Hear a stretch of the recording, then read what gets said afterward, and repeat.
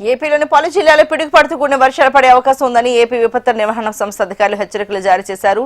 విజయనగరం, విశాఖపట్నం, అల్లూరి సీతారామరాజు, అనకాపల్లి జిల్లాలకు orange alert ప్రకటించారు. Orange alert తో జిల్లాలో పిడుగులతో కూడిన మోస్తరు వానలు పడతాయని వెల్లడించారు. అరకు, చింతపల్లి, నర్సీపట్నంలో పిడుగులతో కూడిన వర్షాలు కురుస్తాయని తెలిపారు. యలమంచిలి, అనకాపల్లి, విశాఖపట్నం పరిసరాల్లో పిడుగులు పడే అవకాశం ఉందన్నారు. శ్రీకాకుళం, మణియం, కాకినాడకు ఎల్లో అలర్ట్ జారీ చేశారు.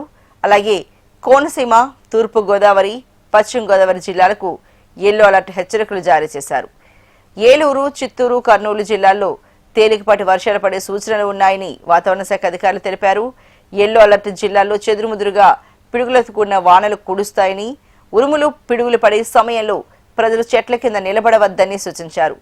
అత్యవసరమైతే తప్ప బయటకు వెళ్లవద్దని ఏపీ విపత్తుల నిర్వహణ సంస్థ అధికారులు విజ్ఞప్తి చేశారు.